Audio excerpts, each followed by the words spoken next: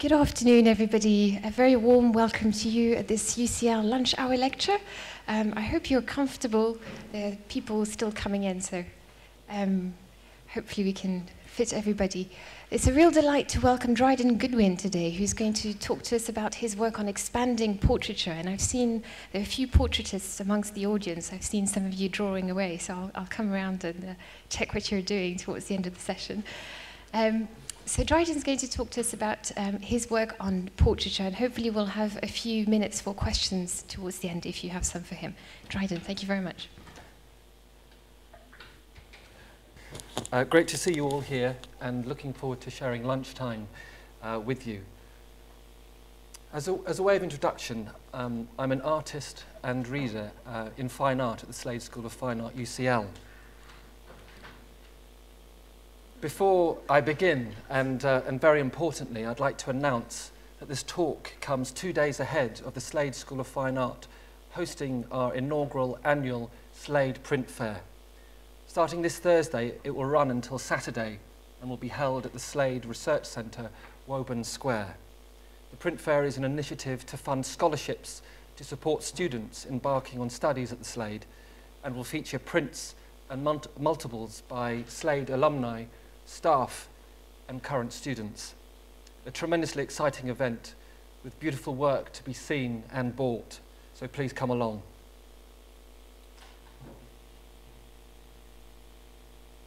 So I'm going to be discussing a selection of my work from the past 10 years or so through the prism of portraiture. The title of my talk is Encounters with Portraiture, Exploring with the Pencil and Lens. I've always been interested in the idea of the portrait. Certain works I'm going to show can be more easily described as portraits, and others not. I'm excited by the questions around what portraiture is, considering its form and attempting to extend its limitations. I like to think of a portraiture as an opportunity for an intensified engagement with people and place, the resulting artwork a remnant of our interaction. I'm curious about the inability of any portrait to adequately describe a subject. It's what's left out as much as what's captured that interests me. What might be revealed within these absences or spaces? More than a bearing witness to someone's likeness, I crave an emotional interaction with people as well as the dynamics of the environments they're in. And this through the making of the work. I'm attempting to open up a heightened sense of individuals as well as collective groups. As the artist, I'm implicated in different ways in the different projects. I cross-pollinate media. A key aspect of this is the dialogue between drawing implements, be it pencil, etching needle, ink pen, or digital stylus, and the camera's lens, be it a video camera, film, or photography, to explore and encourage an active relationship between the still and moving image in the imagination of the viewer. In this first section, entitled Strangers, I'm going to show a selection of work which investigates the contemporary city, incorporating notions of voyeurism, surveillance, desire, and emotional distance. I'm fascinated by the lines between anonymity and intimacy, public and private, singular worlds and group dynamics. The first work I'd like to show some documentation of is called Closer, a 3-screen video installation with soundtrack commissioned for Art Now at Tate Britain in 2002. I used a zoom lens and a laser pen to collapse the spatial distance between the camera's eye and the strangers I encountered. There's an ambiguity in this gesture, fluctuating between hostility and empathy, both a sense of invasion as well as implying feelings of sympathy towards these individuals. An act of drawing, the laser pen becomes like a luminary stethoscope. It could be empathetic or it could be malignant, a gun sight or a Tinkerbell presence. It's the emotional, psychological and sociological implications arising from this act of engaging with people, which is at the heart of the work. I'm going to show two short extracts from the 11-minute piece.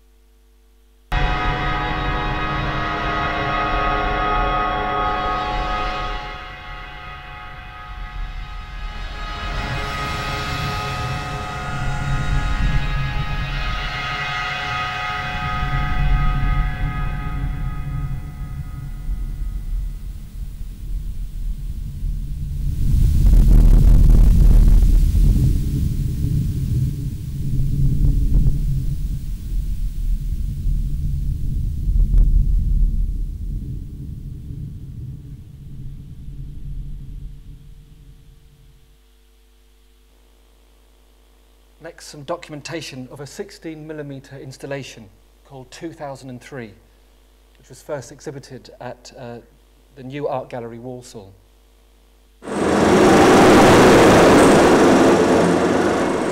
Here I engaged with a historic moment. Photographed during the massive protest marches against the war in Iraq that took place in London in 2003. The installation presents two copies of the same 16mm film, exactly 2003 frames in length. Each frame focused on a different person. The first copy is seen on the projection screen, a bombardment of frenetic forward march of almost subliminal images. The second copy presented on a light box table with a magnifying loop, offering the study of separate frames, a more personal, contemplative engagement, drawing you into an intimacy that traverses space and linking people to people, as with the empathetical drive behind the protest march itself. I like the idea that looking over the light table is as if being in a helicopter over the protest. Showing these individuals captured on 16mm film, converging, a teeming composite of details. They are a part of the whole, yet set apart, caught on separate frames.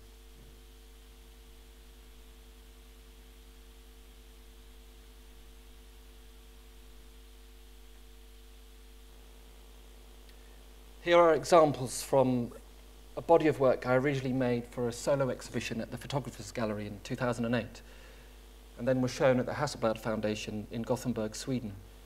The exhibition was called Cast. I worked into and from photographs I took of passing strangers at night, mainly in Oxford Street and Regent Street. In the first series, Cradle, I worked with an etching needle to scratch into the surface of the photographs.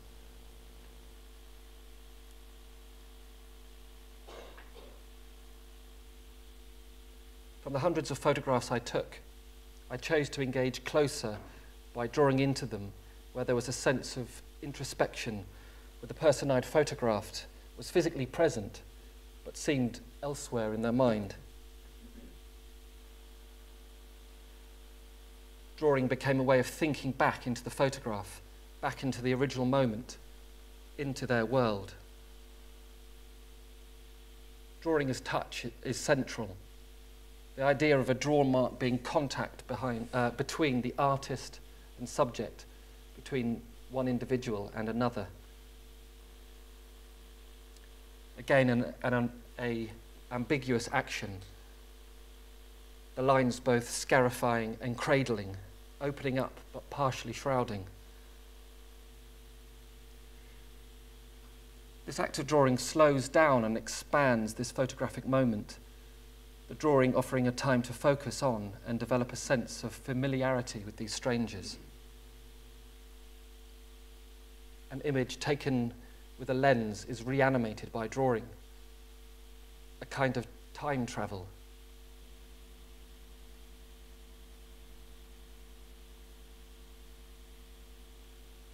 Both returning but also pulling the photograph into the present time in the studio and subsequently in the gallery when shown, multiple time frames in one image.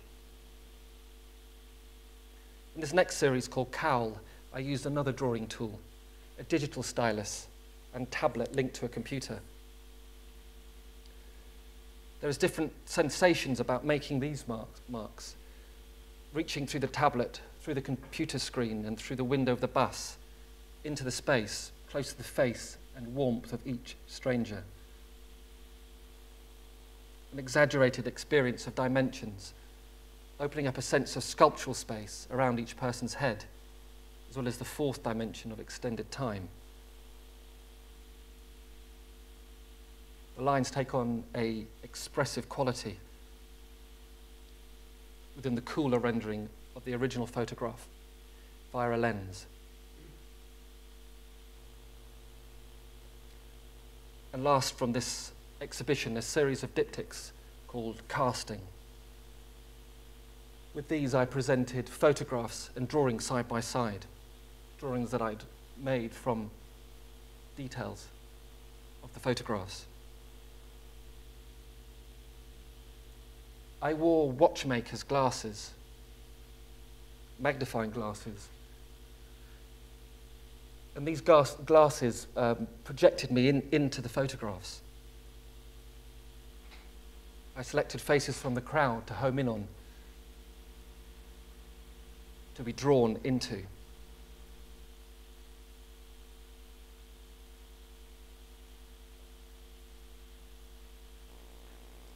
By repeatedly drawing these faces and heads, to think and to rethink again, each drawing like casting a thread, or trying to form a miniature sculpture, or having a spell cast upon me, the final page laid out like long arithmetic.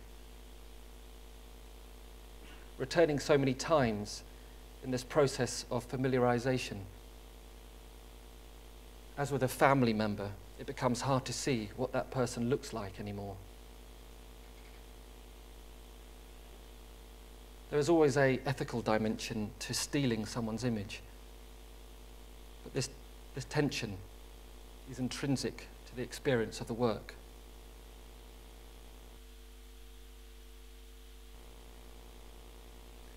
The next section is called Collective. I made a project called Linear in 2010. It was commissioned by Art on the Underground, and I was invited to create a work as a response to Jubilee Line staff. Linear became a series of portraits of individuals with different working roles on the Jubilee Line. I drew 60 pencil portraits of staff at work or at moments of pause in their day. And I created 60 films recording the drawings being made.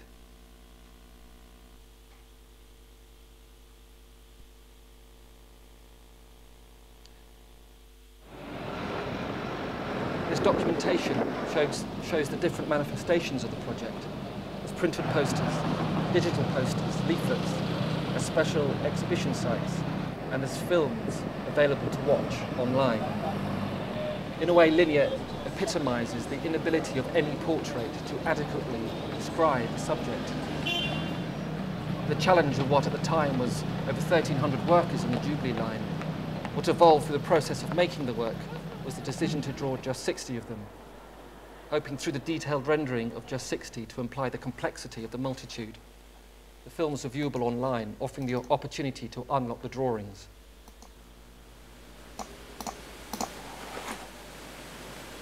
Ironically, because we've got ped doors here, you don't really have one-unders. Within the first year of me working here, a gentleman come down the escalator and a massive heart attack, dropped dead, smashed his face off the ped doors.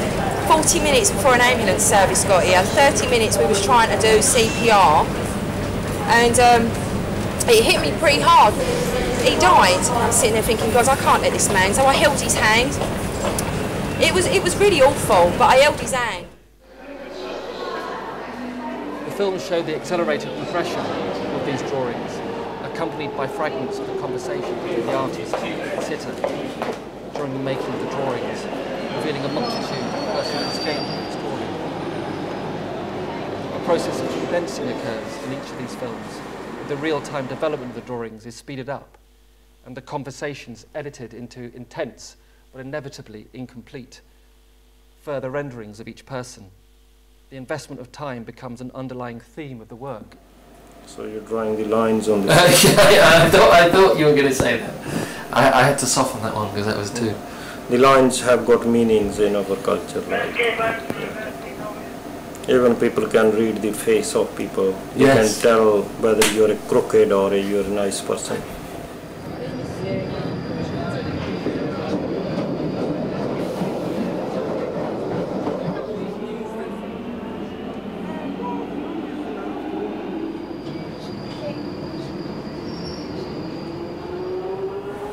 Oh well, see you up there.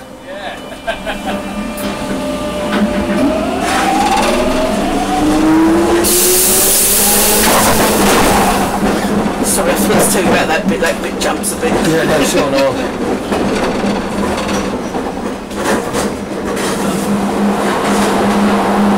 I think we're both old enough now to just get on with life, you know. It's a cliche, but life is short, and treat every day like it could be your last one. That's what I keep telling my bank manager anyway, you know. So in its own way, Linear deals with the relationship of intimacy and anonymity. The underground being a unique environment where we are at times physically close to people, yet emotionally distant. The work attempts to create an intimacy in an often anonymous setting and emphasize a sense of connectivity and individuality. Lilia invites the viewer to engage with the drawn portraits viewed in a public space, and then once at home or in their personal space, to engage with the films, unlocking each individual encounter.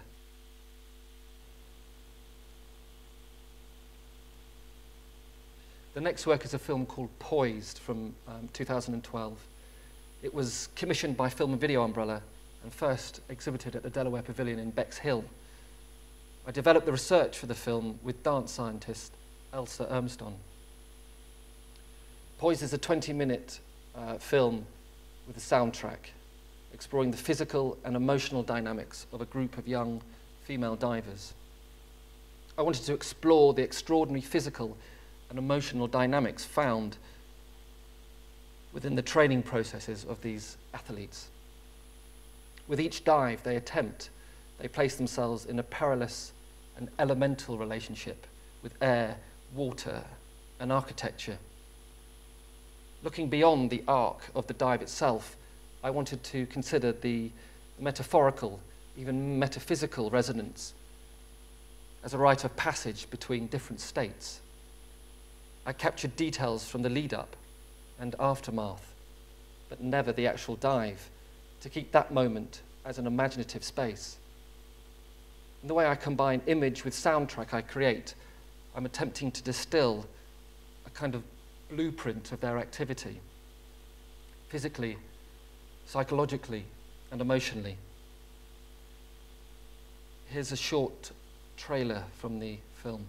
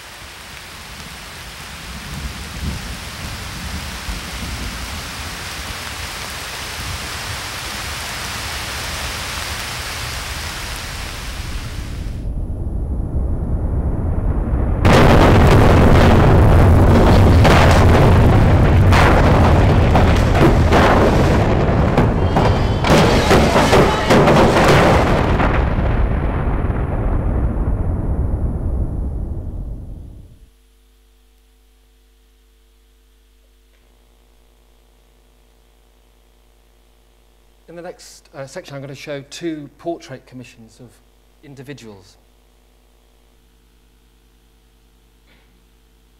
Presented as framed drawings and also as animation on an iPad. Lewis considers how individuality is expressed and defined by one's relationship with others. I accompanied Lewis in different situations over 18 months, observing and drawing his head and face during his activities and daily routines. When at home, at work, in meetings, during meals, in the gym, watching a film, driving his car. Although occasionally alone, I mostly drew him when he was in the company of others. Either one person or a combination of people. Work colleagues, his trainer, members of his family, his wife, his son, his daughters, his father, his mother, or his friends, even his dog. I made 440 pencil drawings from direct observation, but the majority of the time I drew back and forth between the subject and the individuals he came into contact with.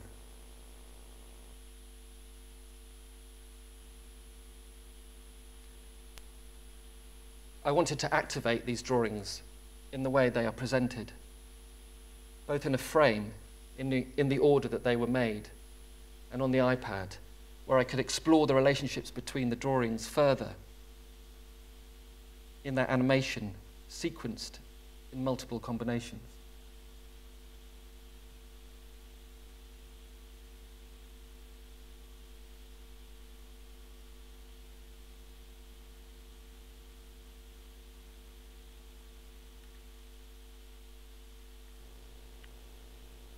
Also, sustained endeavour from 2006, this portrait for the National Portrait Gallery of 5 times Olympic rowing champion Sir Steve Redgrave consisted of 25 pencil drawings based on the same photograph, displayed alongside an animated video of the drawings played in rapid succession. Although rendering his physique, his head, his chest and arms, the time the portrait was made was a number of years after his peak physical condition as a competing athlete. However, this emphasized what was for me the focus of the work, namely his sustained mental discipline and focus lying behind his extraordinary achievements, mental calm and dynamic movement, latent energy and focus, Redgrave's singular relationship to time.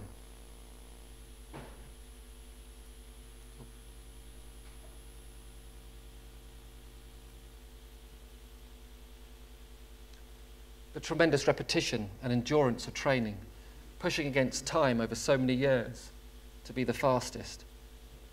By making 25 detailed drawings of the same photograph, attempting to replicate his likeness again and again, I intended to emphasize my own time investment. In a small way, mirroring Redgrave's sustained endeavor.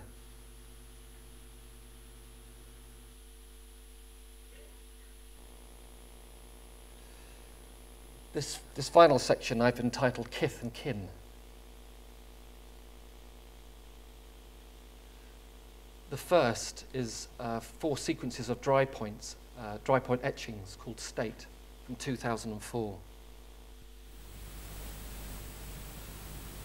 These are of people known to me, my father, my wife, and a close friend. For each I used a singular copper plate as a metallic palimpsest, repeatedly rubbed down for reuse, holding traces of each incarnation. Each sequence existing as a single edition, a type of monoprint drawing, shown with the plate as an inextricable component. The word state refers to a technical process in etching. where you may take a print from plates at certain stages in the image development. But here, rather than building a single image, I worked a new one over the first and continued through the whole sequence. I like the different meanings of the word. The idea of being in a state of reassessment about the subject. The method itself contributing to the meaning of the work. This was a process of constant reinterpretation, pushing and pulling the spatial proximity from which I contemplated each subject, each person, shifting levels of distance and proximity.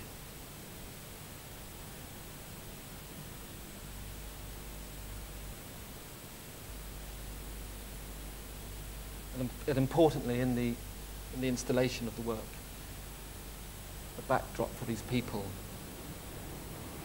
the shifting sense of the vast vista of the cityscape.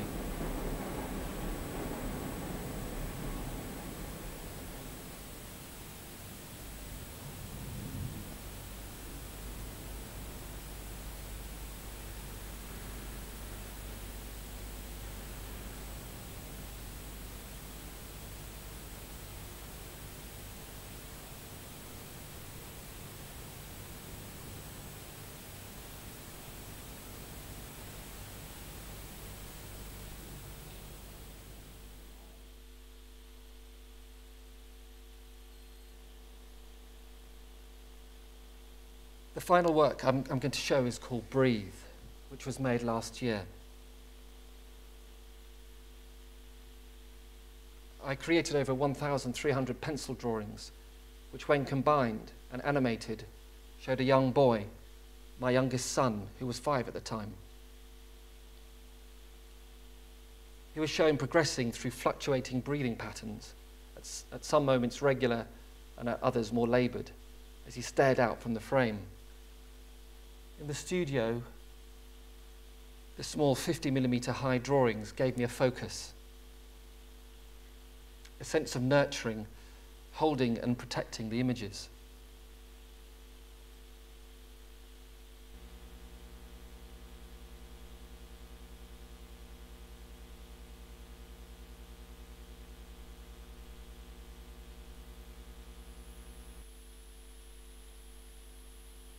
Commissioned by Invisible Dust, the ideas for the work evolved following conversations with environmental scientist Professor Frank Kelly and his research into air pollution.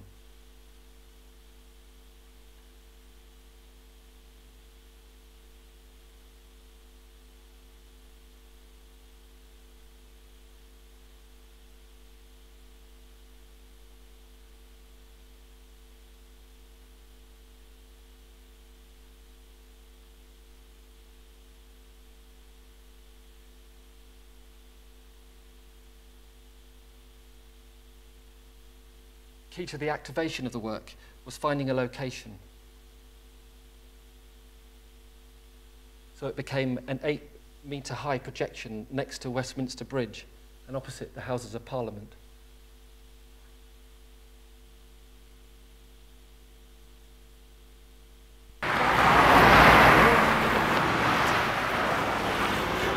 Installed on the roof of St. Thomas's, it struck me that the atmosphere of the night sky surrounding the screen could be conceived as sustaining and ventilating the animation, the breath of life having been drawn into the drawings. I hope the animation would induce a heightened awareness and self-consciousness about the reflex of breathing, how air can both sustain but also corrupt us. I wanted the fragile drawings to have an urgency, an expressive carrier of information. The vulnerability of these sometimes stuttering, moving images against this epic backdrop and exposed in such a public space. At certain points, the drawings break down and become schematic, diagrammatic, minimal, abstracted, and even X-ray-like, shrinking to a pulse of a few dense lines.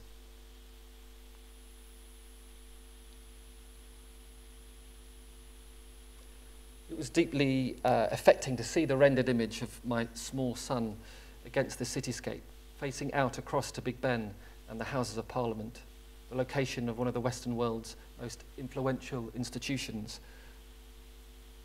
And this, for me, expressed the matrix of scale I wanted to be active in the work. By revisiting my 5-year-old's image hundreds and hundreds of times, I attempted to coax out a portrayal of his vulnerability and translate into a visceral experience of how the personal portrait and individual can become public and collective. Thank you.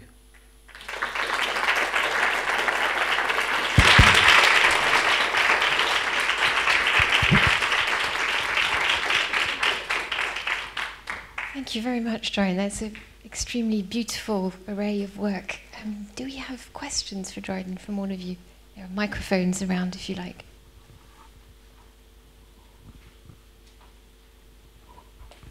Hi, there was really beautiful images that you had there. Thank you. I was interested to see from the kind of film perspective, because some of the most interesting combination of more traditional art and film kind of images. Firstly, kind of how you approached interviewing the subjects for the Jubilee project, and just more generally about all of the compromises you have to make when deciding on something that's designed for sort of two different purposes, to maybe be in a gallery and also be as a film that's going to be in online or in different places, how you kind of work to get these great ideas that sort of seem to work for both. Well, firstly, in terms of the engagements and encounters I had on the Jubilee line, I think at the outset of the project, I wasn't sure how many drawings I was going to make, and so when I started to visit different stations, and it was important that there was at least one drawing from every station on the Jubilee line, and a sense of trying to evoke a sense of different roles that take place on that line. But it was very much about being open and being responsive to who I met. So it was almost like having a kind of a conversation with someone you might meet in a pub, and obviously they were on the underground. But the journey that the conversation took was determined about that moment there and then, and there was something very kind of intense about that exchange, because both the person I'm drawing is somehow made vulnerable by the making of the drawing, and the fact that I'm going to make an edit and create a short film from the encounter. But also I'm opening up or revealing the process of the drawing, warts and all. And so there was something within that exchange, and what was extraordinary, there was something about the conduit of the act of drawing and the exchange within that. There was an incredible openness within that exchange. But I think that I'm interested in context and the way that different contexts can activate the work. And actually, I think that I don't think there is a kind of a compromise. I think there's always a sense of trying to capitalize on the particular dynamics of a space, whether it's a public space or whether it's a gallery space. I love seeing your work again. But what I was interested in, when you talk about public and private, and in the earlier ones of Call and Cradle, you were having an encounter, an exchange with people that was quite an intimate exchange of drawing, but they weren't aware of that because you were having it later. But then in the ones with the Jubilee line or with your son, they're aware that that encounter is happening in the present. So did that change substantially the actual work for you? Or because it changes something about the exchange? Yeah, very much so, yes. I mean, I think that I've become very aware of this, these different ethics at play, actually, within the different engagements, and kind of very interested in the idea of creating a situation where it's a very it's a very open and declared exchange, and other times when actually the tension of the person that I'm featuring and engaging with isn't aware. So there's something within the act of getting to know, or the idea, and then the inability to do that in some way, the kind of the gaps and the deficiencies within that, or the spaces that are opened up. So even with a face-to-face exchange, there are lots of things which are kind of concealed or and not there within the work. But by a similar way, with a photograph of a stranger, there's a kind of potential to reveal things that are there, but also this kind of invention of a lot of ideas which are both drawn from but also projected onto the image of these strangers. Are you still moving between all those positions, or do you feel you've shifted more towards? I think it's important that these coordinates are kind of at play all the time, and I think it allows me to think about extending that sort of panorama of possible engagements.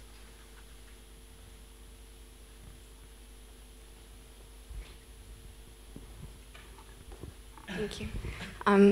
Very beautiful works. My question relates mostly to the medium that you use. A lot of your works are very human. They create intimate relationships between you and strangers. And I was hoping, because you are a teacher, if you believe that drawing is fundamental to the practice of art. And as there is less of a focus, I would say, in linear drawing at the moment in artistic education. I think what's interesting about drawing is that there's something that can be very direct about it. It's almost a kind of a binary engagement, a kind of a very focused and direct way of responding to a subject. And I think what's interesting that sensibility, of course, can take different forms depending on the type of artist that you are. And I think that what's exciting is to respond to and to encourage that directness of seeing an engagement with a particular subject, whatever form that takes. I mean, I think that there's something really exciting about drawing from direct observation, about drawing from a photograph, about drawing from the imagination. I think that the potential of drawing within an art school is interesting because, of course, there can be a conversation directly at the point of making the work, directly possibly in front of someone that's being drawn, a conversation with the artist who's making the drawing. And that's a very unique exchange to have with a student in an art school environment. Thank you. Thank you very much, everyone. I think that's all we have time for today. So please join me in thanking Dryden again for an excellent talk. Thank you. Thank you.